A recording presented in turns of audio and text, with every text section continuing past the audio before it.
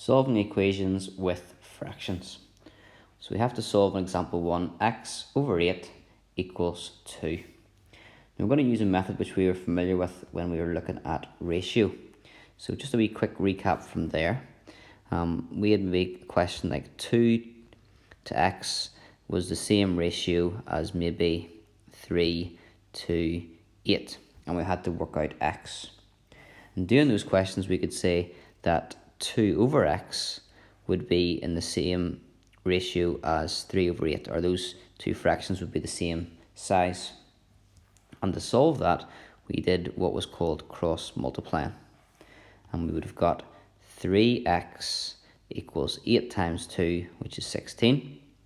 And if 3x is 16, we can divide the 16 by 3. And 3 goes into 16 5 times, and 1 left over, 1/3. So hopefully that rings a bell from when we did ratio. We can use the same technique for this question if we make the 2 a fraction. So 2 is the same as 2 wholes, 2 over 1. And we can then cross multiply. But just remember, you can only cross multiply when you have a fraction equaling another fraction.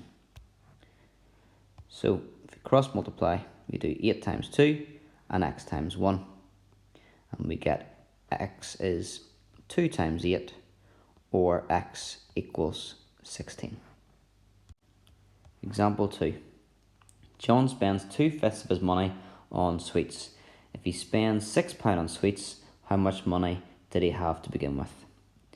Now you've got other methods that would solve this. We've went through this sort of question before, but I want to focus on this approach that we've used in example 1. So we want to build up your toolkit, so to speak, on ways to answer questions. So let's rewrite this. John spends 2/5 of his money. We don't know how much money he has to begin with. That's what we're trying to work out. So we would write 2/5 of x. And the 2/5 of his money works out to be £6. So we could write 2/5 of x equals 6. And if you can remember from the last exercise or from previous questions, of means multiply. So 2/5 times x equals 6. And because we're multiplying with a fraction, I'm going to make this x a fraction. That would be x over 1. So that left-hand side simplifies. If we multiply the fraction, 2 times x is 2x, and 5 times 1 is 5, and that equals 6. Now that there looks a really complicated method so far compared to maybe what you would do, but you'll get quicker at it, and then you'll see this way is quite useful. So 2x divided by 5 is 6. We can make a fraction equal a fraction and cross multiply, and we would get 1 times 2x is 2x, and 5 times 6 is 30. So 2x equals 30.